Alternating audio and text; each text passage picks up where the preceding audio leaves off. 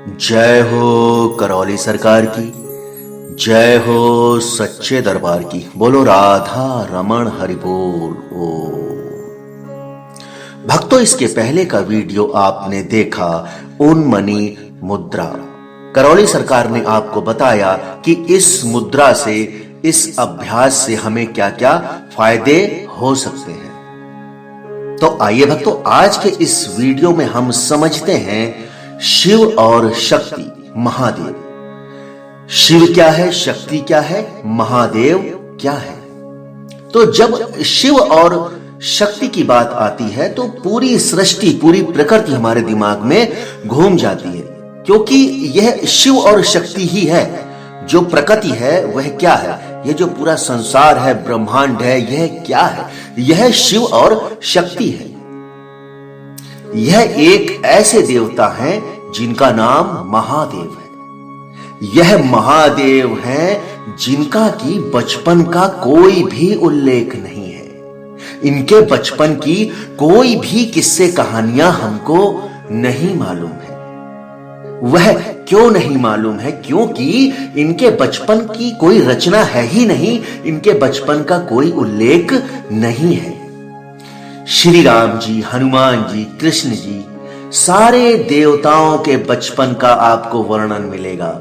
इतिहास में सभी देवताओं के माता पिता का वर्णन मिलेगा। किसके माता पिता कौन हैं, इनका बचपन कहां बीता, यह कहां पर खेले, कहां पर पले बढ़े, कहां पर बड़े हुए, सभी देवताओं का इतिहास आपको मिलेगा।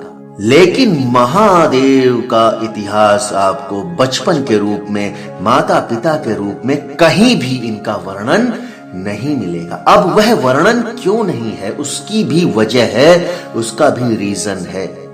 करौली सरकार बताते हैं क्योंकि महादेव का बचपन है ही नहीं, महादेव का कोई भी ऐसा वर्णन है ही नहीं। वह तो नित्य वर्तमान है, सदा सदा से हैं और सदा सदा रहेंगे। अर्थात जब यह सृष्टि बनी, जब इस संसार का निर्माण हुआ, इस विश्व का निर्माण हुआ, या कहें तो प्रकृति जब आई, तब ही शिव जी थे। सदा सदा से शिव जी हैं। कहें तो सही भाषा में कहें तो शिव जी ने ही प्रकृति की रचना की है। तो महादेव सदा हैं और सदा रहेंगे। यह भूतकाल में कभी थे ही नहीं, इन्हीं ने सबकी रचना रची है। महादेव कहते हैं मैं ही जीवन देता हूं और मैं ही उस जीवन को वापस ले लेता हूं। यह महादेव कहते हैं। मैं ही अच्छा करता हूं और मैं बुरा भी कर देता हूं। यह महादेव कहते हैं। मैं सृष्टि को भी लिख देता हूं और मिटा भी देता हूं। यह महादेव कहते हैं। जी हां भक्तों, महादेव कुछ भी कर सकते हैं। जब अपने भक्तों पर मोहित हो जाते हैं, प्रसन्न हो जाते हैं, तो सब कुछ त्याग देते हैं, वरदान दे देते हैं। लेकिन अगर वहीं पर महादेव क्रोधित हो जाए, गुस्सा हो जाए अपने भक्त से, तो वहीं पर उनके श्राप का भी सामना करना पड़ता है। न जाने कितने भूत प्रेत राक्षस ऐसे हैं जिन्होंने शिव जी की प्रार्थना करके, पूजा करके, इनको प्रसन्न करके न जाने कितने वरदान ले लिए। महादेव क्या करते? महादेव का तो दिल इतना बड़ा है कि अगर कोई उनकी जरा सी भी पूजा कर ले, कोई उनको जरा सा भी मान ले, तो यह मान के चलिए भोलेनाथ, महादेव, शिव जी कभी उसका बुरा नहीं करते, हमेशा भला करते हैं, उद्धार करते हैं। लेकिन कुछ राक्षस हैं जिनको कि शिव जी, महादेव प्रसन्न होकर वरदान देते हैं, तो वह उस वरदान का दुरुपयोग करते हैं। वह देवताओं से लड़ते हैं, झगड़ते हैं, न जाने देवताओं के लिए कितनी बड़ी समस्या, संकट पैदा करते हैं। अब महादेव तो ऐसे ही हैं।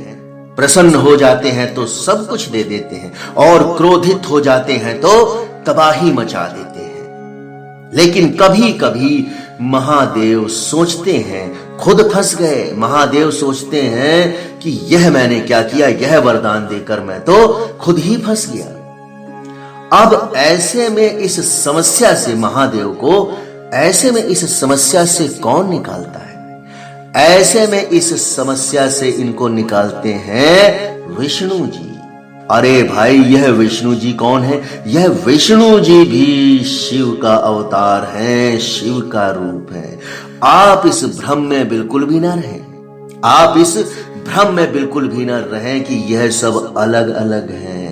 यह एक ही हैं, शिव जी, विष्णु, ब्रह्मा, यह सभी देवता एक हैं। समझने वाली बात है, अलग कुछ भी नहीं है, सिर्फ रूप अलग है और कुछ नहीं, सब एक ही है। विष्णु जी भी शिव का रूप है, ब्रह्मा, विष्णु, महेश एक ही हैं, एक ही माया है। इसको आप ऐसे समझिए कि कुछ भी अलग नहीं है, सब शिव का रूप है। समय के अनुसार रूप बदलता रहता है।